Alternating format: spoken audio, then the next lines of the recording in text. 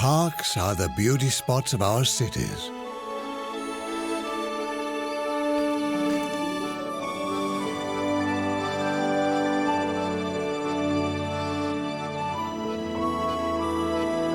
Urban sanctuaries for nature, people, and culture. We explore 5 of the most beautiful city parks in Europe, in all 4 seasons.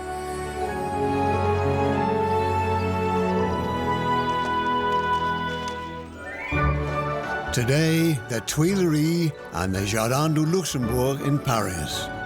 We meet the Louvre's landscape architect, visit one of the world's largest orchid collections, and get the buzz from Parisian beekeepers.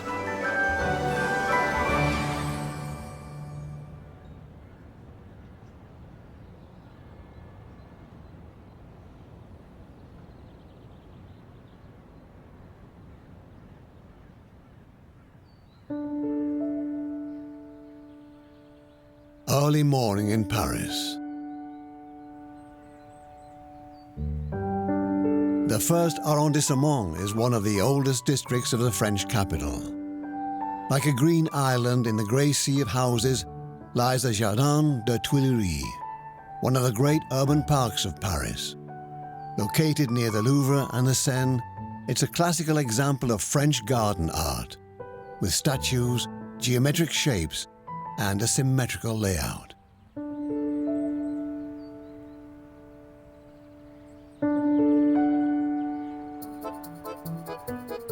Once the park's gates open in the morning, joggers are the first to visit. Like Rebecca MacLeod, who enjoys the serenity of the park at this time of day. I'm 26 years old and I work in film production. It's a stressful job. The Tuileries allow me to do a bit of sport, walk or meet up with friends at the fountain. Parks are places that are really essential for a city.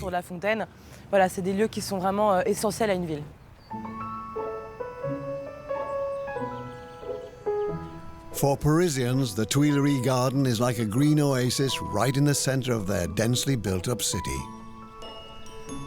Especially in the morning, when there are no tourists.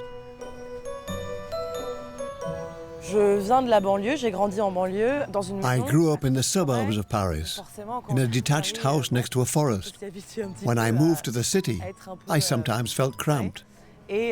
But I have this park here, the open space. I can see the sky, the trees, the greenery all around, the fountains. All this is extremely important. I need this.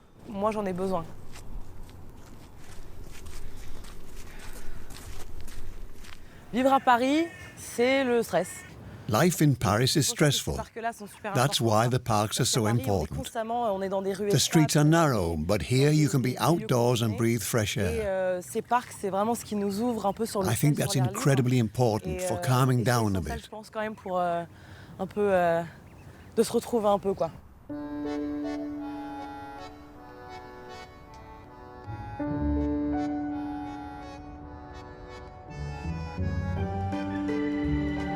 But the peace and tranquility are short-lived. The Tuileries Garden quickly fills with people on this beautiful summer's day.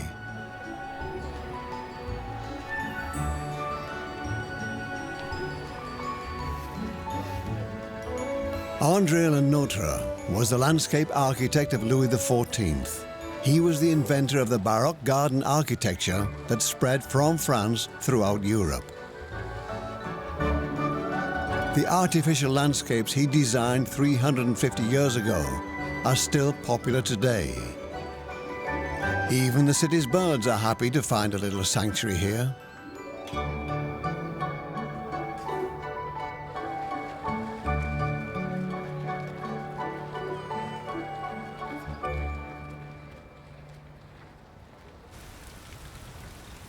Summer is a bit rainy this year, but the dense foliage of the chestnut trees provides cover. Here, Isabelle Glay waits until the shower is over. She works mostly outdoors, so she is used to sudden weather changes. Moi, ce que j'aime dans ce jardin, I love c'est the la different variété des landscapes in this garden. Et, en Some quelques areas are mètres, heavily on peut forested with an passer almost d'une intimate ambiance atmosphere. Très forestière et très intime. Others have much more of the rigor à, typical of un French endroit, gardens. Beaucoup plus jardin à la française. And the park has Ce que lots j'aime of aussi, stories c'est to un tell. jardin qui raconte des tas d'histoires.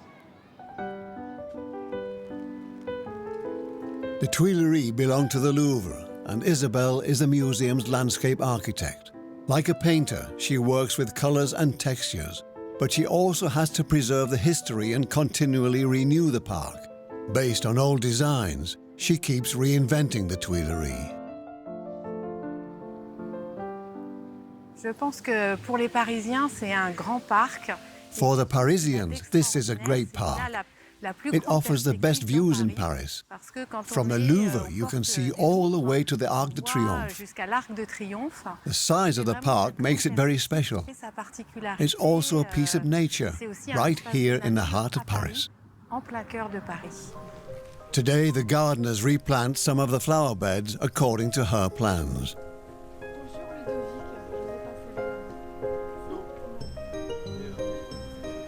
Isabelle's plan is to fill the park with flowers again, just like it was nearly 500 years ago.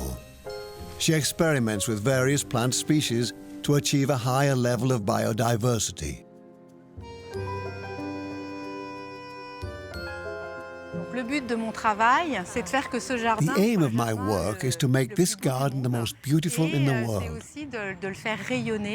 I want the Tuileries and the Louvre to stand out as symbols of our national cultural heritage. So I have a lot to do: planting, organizing, and discussing our projects with the gardeners. But I also look after our publications, do research and talk about culture. Because in order to stand out, we have to open up to the public.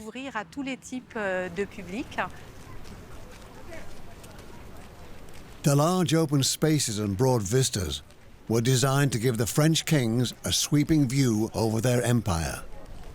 Today, all Parisians can enjoy this luxury. This is one of the few places in Paris where you can see the sky and the horizon. A real treat in such a densely built-up city. Even the seemingly untouched is carefully designed. In this enchanted overgrown spot, the picturesque fallen tree turns out to be a bronze sculpture, a work by the Italian artist Giuseppe Pennone.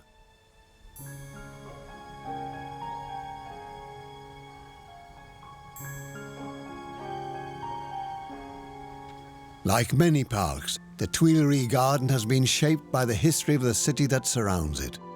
This urban space is a reflection of the finest French ideals: liberty, equality, fraternity. This is particularly noticeable on a pleasant summer evening like this.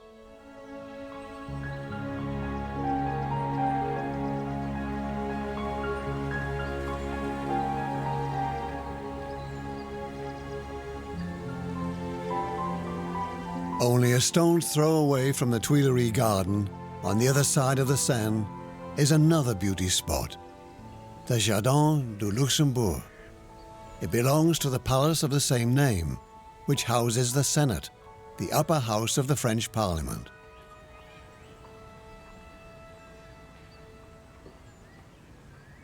The Jardin du Luxembourg combines English and French garden styles. Perhaps it's this mixture of natural landscapes and more formal elements that makes it so attractive.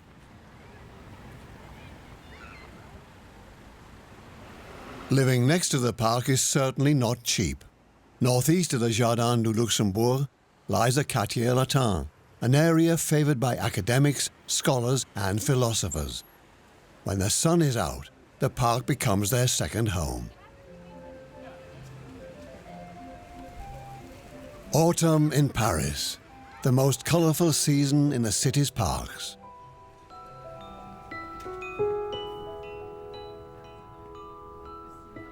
The summer heat abates and the trees in the Jardin du Luxembourg change from green to a kaleidoscope of colours.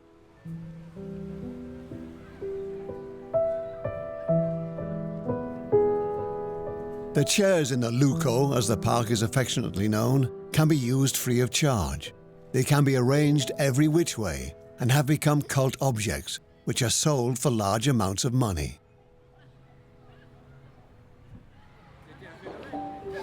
In the southwestern corner of the park is the Boulodrome. Here Parisians gather to play Pétanque, a variant of boule. Thierry Lesage and Michel Cornet de Saint-Cyr are among the top players.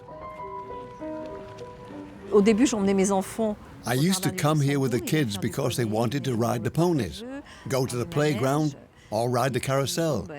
Now, some years later, I come here myself to play pétanque. So we've come full circle. Here at the Rue Guinemer are the playing fields of the French Boule Association. They even have a cabinet where members can keep their equipment. Thierry is their club president. C'est une passion qui m'est venue de mon père qui était dans la pétanque. It's a passion I've inherited from my father. He was the chairman of the Pétanque club. I started when I was 16. After school, I would play instead of doing my homework. On weekends, I would play pétanque. Thanks to a lot of training, I was able to participate in tournaments. I started with the small ones, then they became bigger and bigger. I think that only when you meet the great champions can you make real progress. C'est là où on progresse vraiment. It takes at least two to play pétanque. The players stand in a circle and throw heavy metal balls at a target ball called cochonnet, or piglet. The aim is to get the ball as close to the piglet as possible.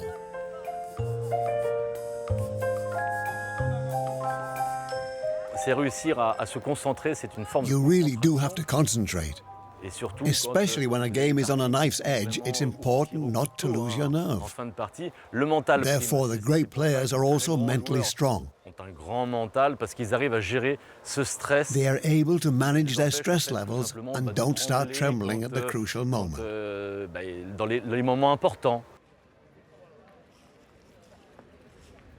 The pétanque players in the Jardin du Luxembourg are a close-knit community.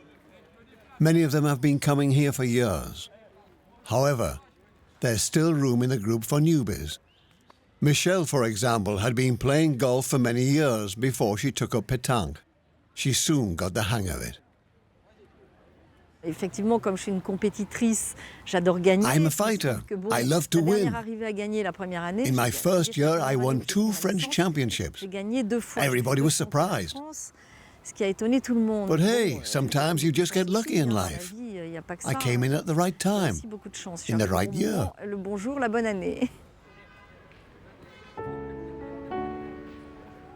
Boule players are both the most peaceful and the most fanatical people in the world, wrote Honoré de Balzac. When you come to the Jardin du Luxembourg in the afternoon, it's very peaceful. We play, we laugh, and we have fun. After all the stress of everyday life in Paris, it's just nice to meet up here and play pétanque. And even if you don't play, you can just sit down, watch a game, and participate without playing yourself. That's really nice and relaxing. C'est reposant.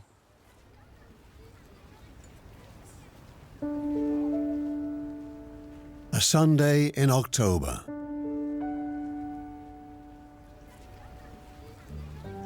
On days like these, the whole park is an oasis of peace and serenity.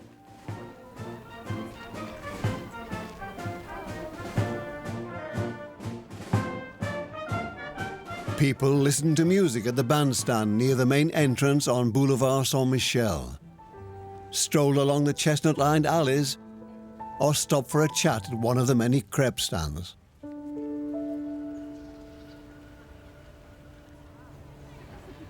But even the most beautiful afternoons come to an end, and it's time to leave the park. An hour before sunset, the park's guards close the iron gates.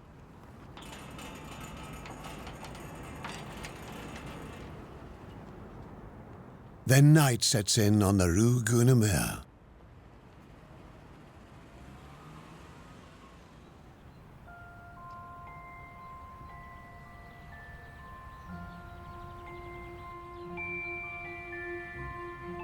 Early in the morning, the Jardin du Luxembourg is a magical place, quiet and peaceful. The Senate building, the Orangerie, and the park's Baroque features are bathed in the golden light of the rising sun. Only some gardeners and a few early risers mill around the park. In a few moments, the gates will open.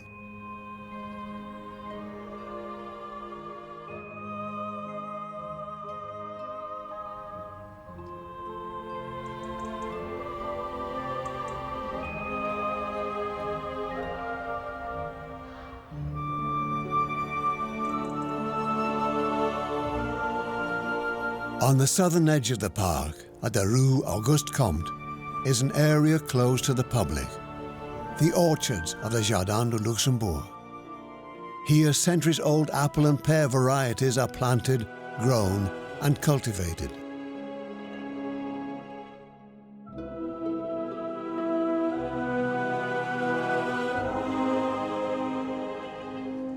Franck de la Lex reigns over 1,000 fruit trees. Tightly packed, they stand on this small plot of land. Many of the traditional varieties would have disappeared long ago if it weren't for people like Franck who dedicate themselves to preserving them for posterity.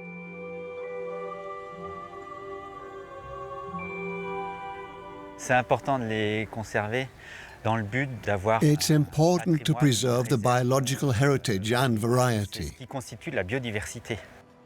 It's about biodiversity, and it's also important for research. Scientists can use these old varieties to create new ones. Pour aboutir à de nouvelles variétés. Paper bags and netting protect the valuable harvest from hungry birds. Nous avons des variétés anciennes comme celle-ci. We have old varieties like Blanc d'Espagne, a 17th century variety, Citron d'hiver. or Citron d'hiver. It's called like that because it looks like a lemon. It's also very old. And then there are other varieties which are smaller. This is just a sample of the diversity that we had in previous centuries. Telle qu'on pouvait la rencontrer au siècle précédent.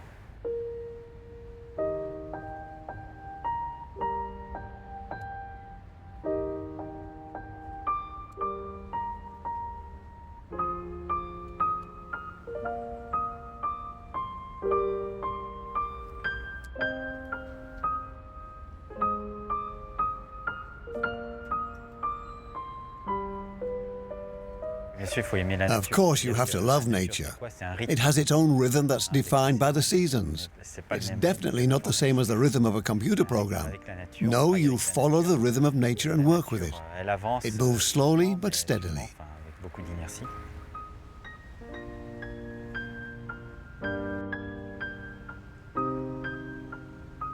Come rain or shine, Franck cares for the gnarled trees with their strange names and odd shapes. It's harvest time, and he's got his hands full. The rare fruits will later be displayed at garden shows, much to the delight of enthusiasts.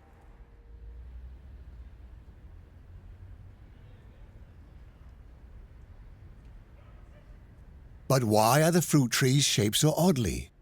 Franck has the explanation. La forme permet d'avoir The shape allows for a maximum of solar irradiation. The knowledge of how to shape the trees has been accumulated over the centuries. But after the Second World War, the focus has only been on producing larger quantities.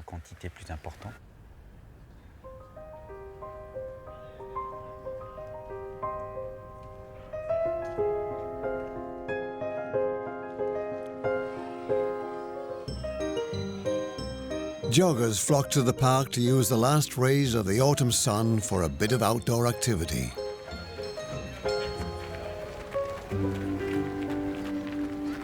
The gardeners of the Jardin du Luxembourg also use a sunny day to get important work done. The park's palms need to go back to the greenhouse before the first frost. Their winter home is the old orangery.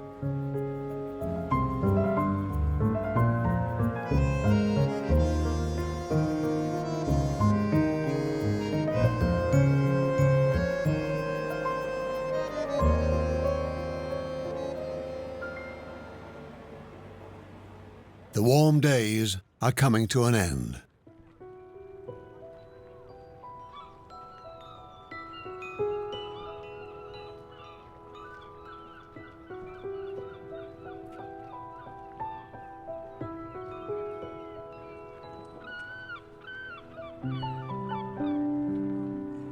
But even in winter, the Parisians love coming to the park. Among the hardiest are the chess players, who are almost part of the park's inventory. They know that winter too has its sunny days.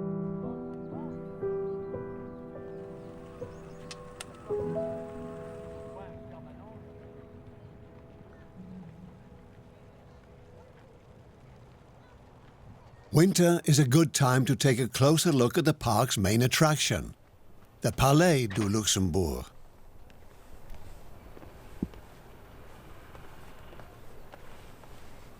In dizzying heights high above the park, Laurent Delrieux leads us to a spectacular vantage point. Not many people are allowed to come here.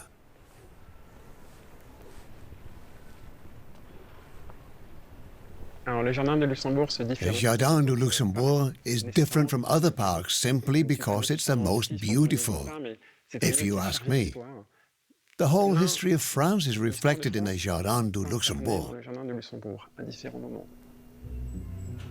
Nobody knows the palace as well as he does.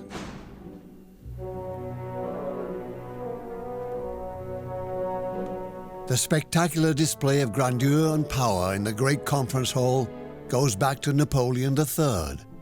He wanted everybody to know that he was the most powerful man in the country. Le Palais du Luxembourg est vraiment... The Palais du Luxembourg is really a unique place, a compendium of French history, the monarchy, the two French empires, and the 5 republics. They all passed through the Palais du Luxembourg. Each era left behind a multitude of treasures and curiosities, like the gilded throne of Napoleon Bonaparte and the souvenirs from his Egyptian campaign. Here we see the front of an Egyptian statue. However, if we look at it from the side, we discover that the artist has incorporated a small sphinx. You only see it when you know. Laurent Delrieux's job is to look after the cultural heritage of the palace. He knows all its little secrets, like the scorpion hidden in the fake marble of one of the columns. A little private joke by the painter.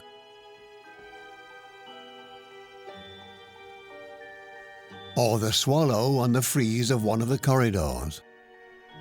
Laurent's main challenge is to preserve an historic monument that houses a 21st century parliament. This is not always easy, because conservation rules often clash with modern requirements. But he enjoys his task. It's a wonderful place. I'm always enchanted when I enter the conference hall or the Senate chamber, and I like to solve all the problems that may occur in the park and the palace. At the heart of the Palais du Luxembourg is the Senate chamber. Here, 348 senators, elected for 6 years, vote on new laws. In terms of the architecture, this place is a symbol of France's stability across various governments. In this chamber, paintings and sculptures show 7 sovereigns. For example, 4 emperors, Napoleon, and a symbolic representation of the Republic. On 13 of the seats you can find medals of famous people, like Victor Hugo and François Mitterrand.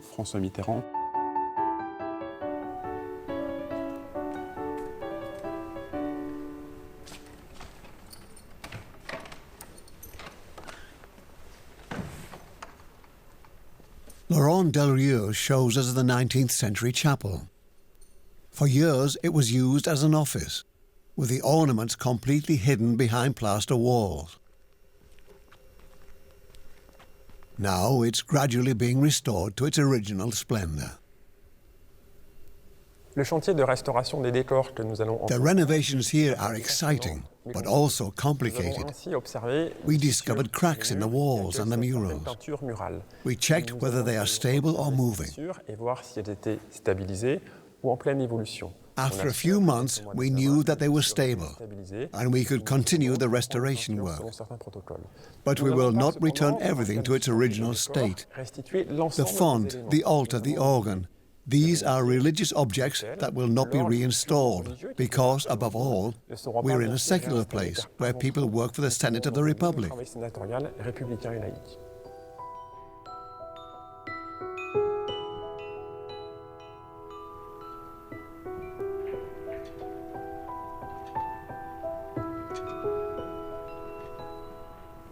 The Parisians are strongly attached to the Jardin du Luxembourg. I'll tell you one anecdote that impressed me. One day I moved a statue. It was November, 8 in the morning. It was raining. A local resident came to me in a bathrobe and said, "What are you doing with my statue?" This strong attachment is characteristic for this park.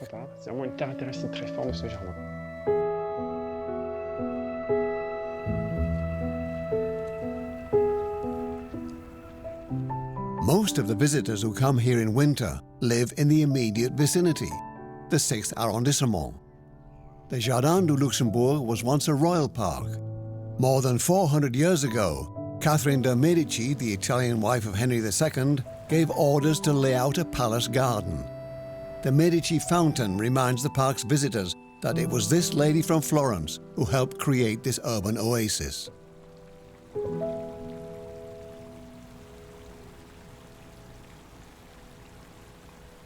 February may be cold and wet, but some flowers are in full bloom, at least in this small corner of the park, which is closed to the public. For me, Jardin du Luxembourg is a wonderful place, not because I work here, but because it has so many different landscapes and interesting nooks and crannies. It's peaceful. Despite the passage of time, it has always stayed true to itself. It doesn't change. These greenhouses hold a special treasure: the Jardin du Luxembourg's world-famous orchid collection. Baptiste Etienne looks after these extraordinary plants. These plants are truly amazing. It was by pure chance that I came here to work with the orchids. Originally, I trained to be a landscape gardener. Then I got the opportunity to explore this universe here, because it really is a separate universe. You can't go to school to learn how to cultivate orchids. I learned everything from experienced colleagues who passed on their knowledge. There are so many techniques that one has to learn and acquire.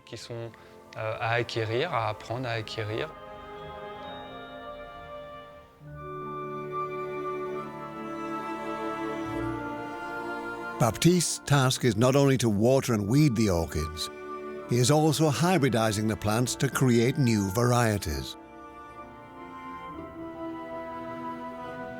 Many of the orchids in this greenhouse are threatened by extinction in their natural habitat. Here, they are preserved. These plants have conquered the earth. You can find them everywhere, except for the North and South Poles and some deserts. They're a little bit like us. They can adapt to any environment.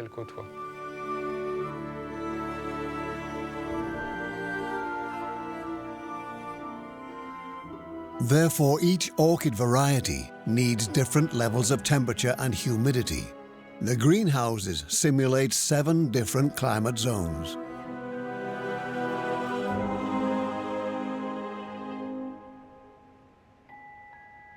Since the 1960s, the orchid department has been running its own laboratory. Here, new plants are cultivated under sterile conditions. Le but étant de ne pas contaminer les bocaux. The aim is not to contaminate the glass container. Il y a quand même du sucre. There are sugar and other nutrients inside, and if there was any pollution by fungi, there would be a risk of mold or contamination. So we try to work in a completely sterile environment to avoid these problems.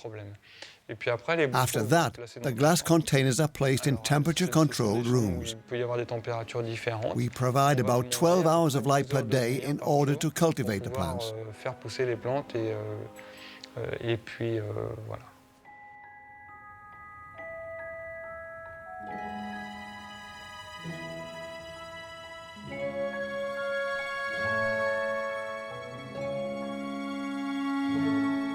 Some of the orchids in this greenhouse are more than 100 years old. Baptiste and his colleagues want to preserve them for future generations.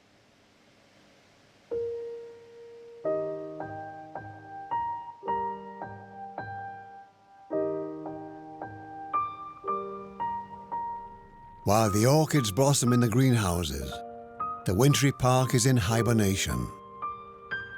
The trees appear as rigid and lifeless as the park's statues. Some of them are world famous, like the Statue of Liberty by Frédéric Auguste Bartholdi. Since her big sister was erected in New York in 1886, many reproductions have been put up all over the world. Besides statues of neoclassical heroes, effigies of well-known personalities adorn the park, like that of Frédéric Chopin, the Polish-French composer.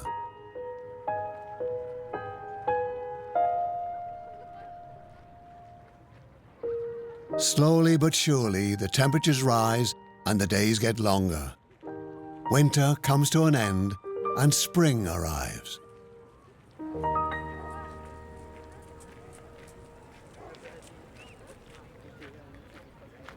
As the sun rises in the sky, the Jardin du Luxembourg springs back to life.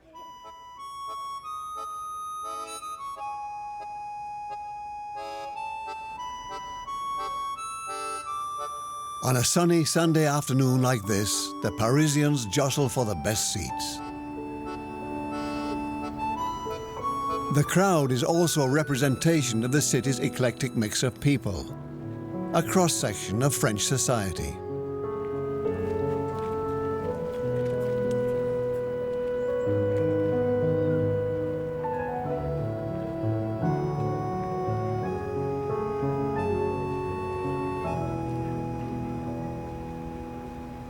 The budding trees in the Jardin du Luxembourg attract a hard-working crowd that has spent the last few months in hibernation.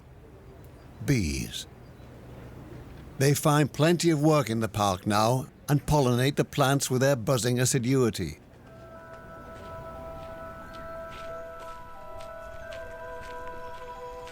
The Pavillon d'Aviou houses the oldest beekeeping school in the country. Marie Legru has a daytime job as a professor of English literature, but here in the Jardin du Luxembourg, she indulges in her passion, apiculture. Not a risk-free hobby, as she has to wear protective clothing while visiting her protégés. Now, in early spring, she checks whether her bees have survived the winter.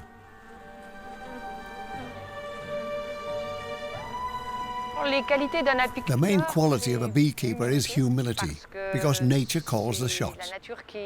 If something goes wrong, then it's usually the beekeeper's fault, most of the time.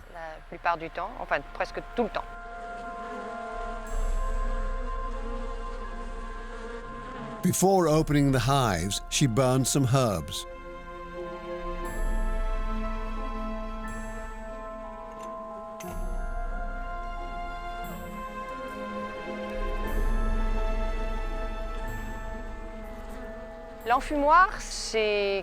The smoker calms the bees.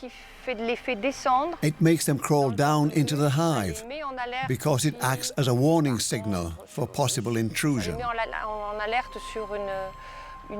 So they get ready to flee through the lower opening.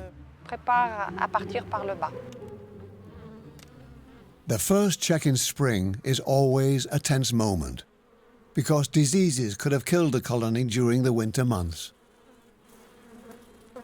Alors les abeilles, on sait maintenant. We hear about bees all the time these days. Everybody says how important they are, and it's true. They are key to biodiversity and natural balance. Biodiversité et de l'équilibre naturel. Ce sont des insectes pollinisateurs. They are pollinators. They are almost mythical animals because the hive forms a society. C'est une société. It's a harmonious kind of society that we would like to be ourselves. Harmonie dont on a peut-être besoin dans nos sociétés actuelles. Luckily, this hive is healthy and thriving.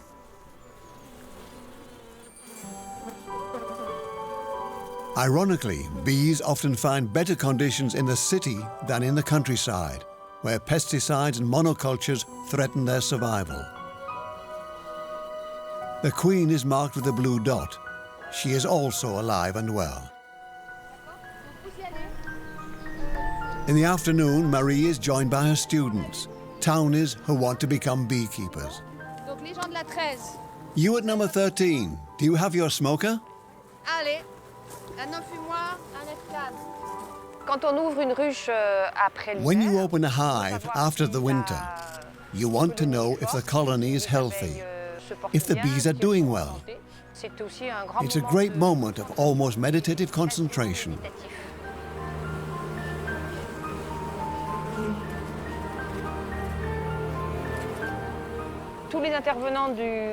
Then everybody smiles. Everyone here at the apiary is proud to work in such a historic place. It's nice to be right in the middle of the Jardin du Luxembourg in every season and do beekeeping. It's a great privilege. The courses are fully booked for up to 2 years in advance. We are back in the Tuileries, where nature awakens from its winter sleep. Even on a grey day like this, the tree blossoms shine in vibrant purple. The gardeners have done a great job. And the Parisians return to the park after a long winter break.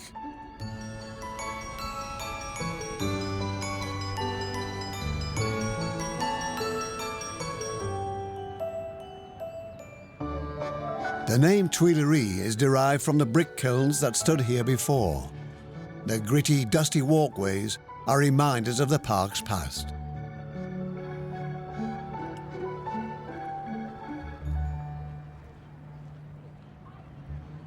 On one of the bridges over the Seine that leads to the Tuileries, we meet Bénédicte Loyen with her camera. She is looking for motifs that show life in all its mundane beauty.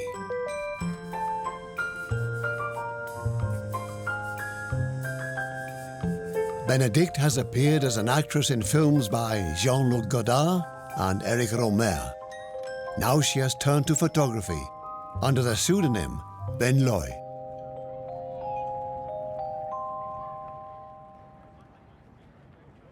J'aime beaucoup qu'il y ait dans I like to have something human, live, and real in my pictures.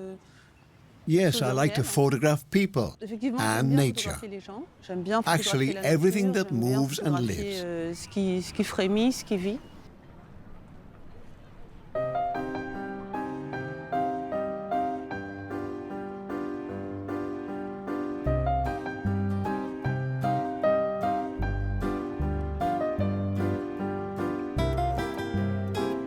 Je fais beaucoup d'autres choses que les gens. Apart from people, I photograph many other things.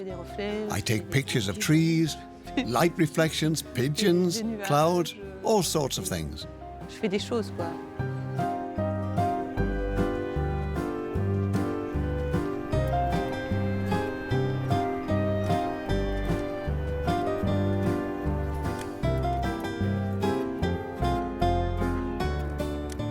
Ce n'est pas un parc sauvage. This isn't a wild park. Everything is square. There are beautiful, strict lines. There are sculptures and places to relax. There's the sky, finally, in such a densely built-up city. This is a beautiful space where we can breathe a little. On peut respirer un peu, quoi.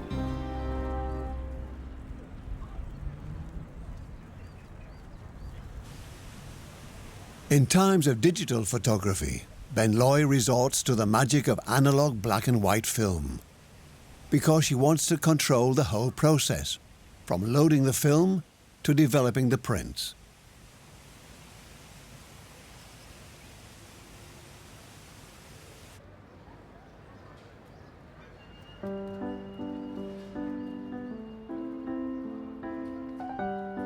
Benloy takes us to her studio, a few metro stops away from the Tuileries.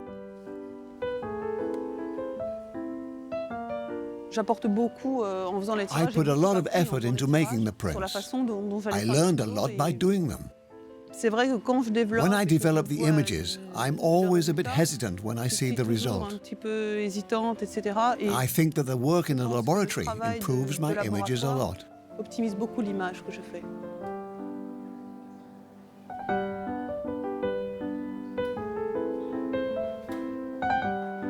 The development process is time-consuming, cumbersome, and expensive.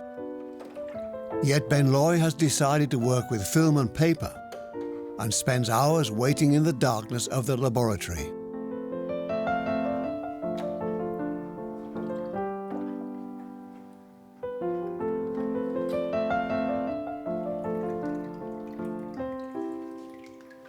Le noir et blanc, c'est Black and white is easier. du gris, mais Only having black, white, and grey makes it easier to express things. d'images, de sons. We are bombarded with images and sounds.